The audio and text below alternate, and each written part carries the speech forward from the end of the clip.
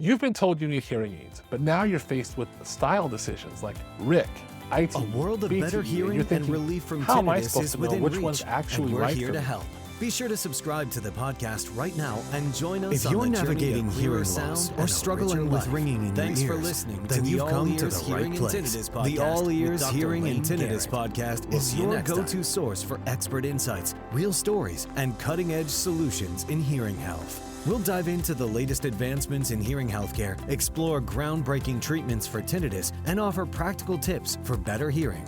Here to help you tune into a world of better hearing, here's your host from Timpanogos Hearing and Tinnitus, Dr. Layne Garrett.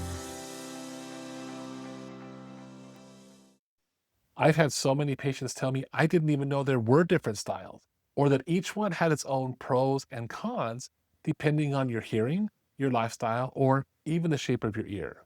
The truth is, many people get pushed into hearing aid styles that don't fit their life, their hearing loss, or even their ears, and that leads to frustration, wasted money, and unused hearing aids.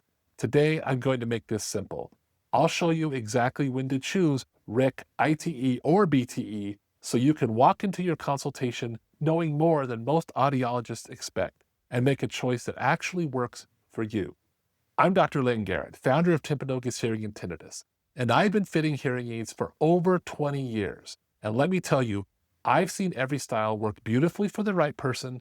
I've also seen people struggle because they got pushed into a hearing aid style somewhere else that wasn't actually the best fit for them. Let's start with ITE. That stands for in the ear. These are completely custom made to fit your specific ear. Everything, the electronics, the microphone, the speaker, it's all housed inside a custom shell that sits in your outer ear. When is the ITE your best option? This is where your low-frequency hearing loss really matters. If you have poor low-frequency hearing and need more amplification in those low pitches, having something that fills your ear completely is actually an advantage. That closed fit helps us deliver the low-frequency amplification you need without it leaking out of your ears. ITE hearing aids are also amazing if dexterity is a concern for you. If you've got arthritis or just don't have the finger dexterity that you used to have, ITEs can be a game changer. I can think of my patient Carol. After fumbling with tiny behind-the-ear hearing aids for a long time, she finally switched to ITEs. Next visit, she told me she cried tears of relief because she could finally put them in herself without help. That kind of independence matters. They're bigger, easier to handle, and easier to put in and take out. I've had patients in their 70s and 80s struggle with smaller styles, and when we switch to ITEs, suddenly they're independent again with their hearing aids. That's huge. They're also great if you wear glasses. With some other hearing aid styles, you've got something behind your ear competing for space with your glasses. With ITEs, there's nothing behind your ear at all. It's all in your ear. Another advantage, they use the natural shape of your ear to collect sound. Your outer ear, your pinna, is designed to funnel sound, and ITE hearing aids take advantage of that. For some people, especially those who really care about sound localization, figuring out where sounds are coming from, this can be beneficial. And honestly, some people just prefer them cosmetically. It's all about personal preference. Some folks feel like an ITE looks more natural than something behind the ear. So when is an ITE not your best choice? And here's the big one, and probably the number one complaint I get from patients when I first started my career 20 years ago. If you have decent low frequency hearing, meaning your hearing loss is mainly in the mid to high frequency range, filling your entire ear with a custom shell creates that head in a barrel effect that we call occlusion. Your own voice sounds booming and hollow, like you're talking inside a tunnel, and it drove people crazy. If you have a shallow ear bowl or have very small ears, there might not be enough space to fit all the electronics comfortably. I've had to tell patients, your ear anatomy just isn't quite right for this style. Because everything is in your ear, they're more exposed to moisture and wax. If you're someone who's really active and sweats a lot, or if you produce a lot of earwax, you'll be dealing with more repairs and maintenance with ITEs. And here's something most people don't think about. Your ear changes shape over time. You might gain or lose some weight. Your cartilage will change as you age. That custom shell that fits perfectly today might not fit very well in 5 years. Real quick, if you're finding this helpful, go ahead and hit that like button and subscribe. This kind of detailed information helps people make better decisions about their hearing health, and your engagement helps more people find it. All right, let's keep going. Now, here's where things got really interesting in my career. RIC hearing aids, that stands for receiver in the canal, sometimes called receiver in the ear, have changed everything, and I mean everything. Remember that head in a barrel complaint I mentioned before? When RIC hearing aids came out, that problem basically disappeared for the majority of my patients. It was honestly a game changer. Here's how they work. You've got a small case that sits behind your ear, and then a thin wire runs down your ear canal with the speaker, the receiver, sitting right here in your ear canal.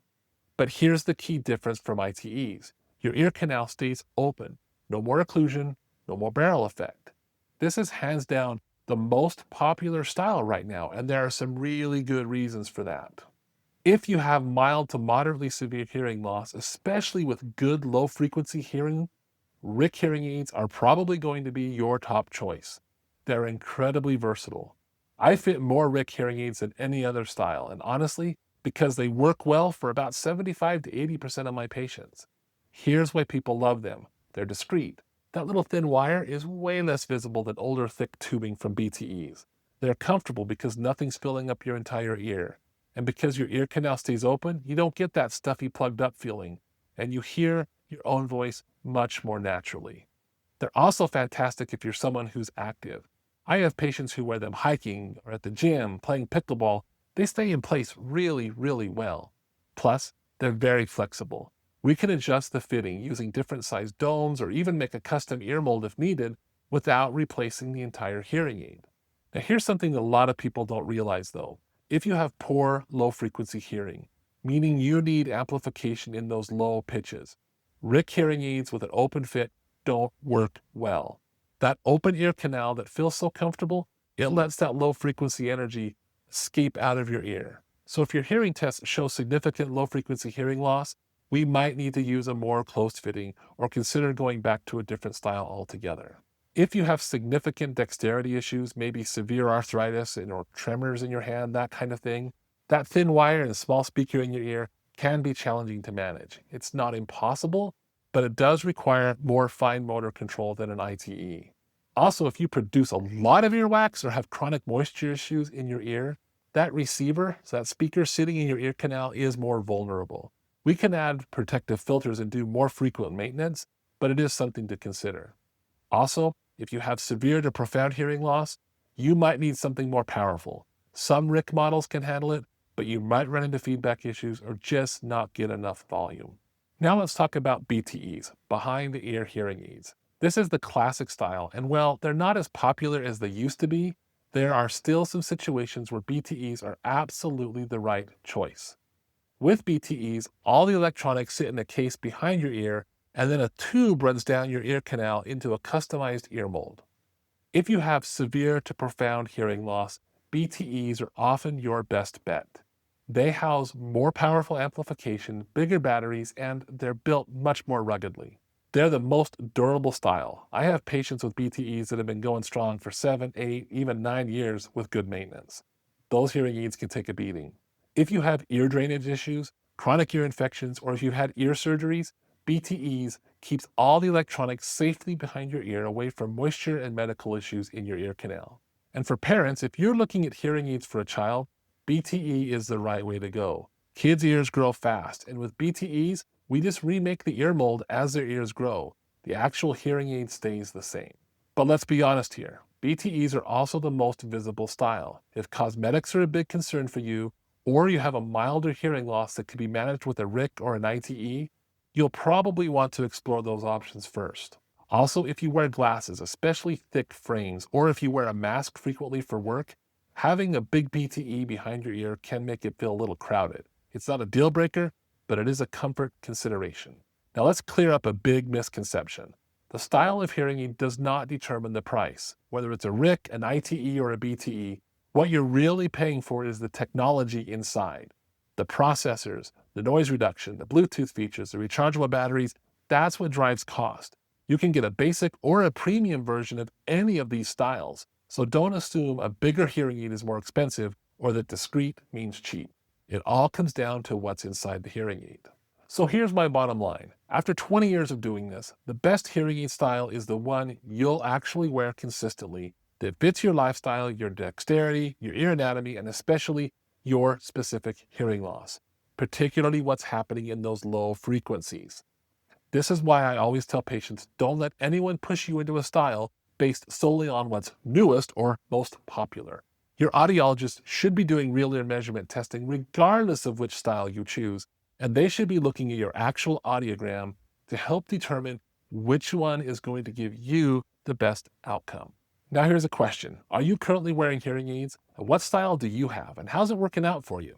Drop a comment below. I'll read every single one. And your experience might help someone who's trying to make this decision themselves. If you want to learn more about choosing the right hearing aids, we've got tons of free resources in our online learning center. The link is in the description below. And if you're here in Northern Utah and ready to schedule a consultation where we can look at your specific hearing and help you figure out which style is right for you, you can book an appointment online. That link is also in the description below.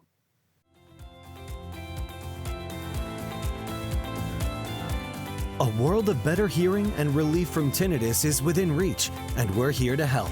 Be sure to subscribe to the podcast right now and join us on the journey to clearer sound and a richer life. Thanks for listening to the All Ears Hearing and Tinnitus podcast with Dr. Layne Garrett.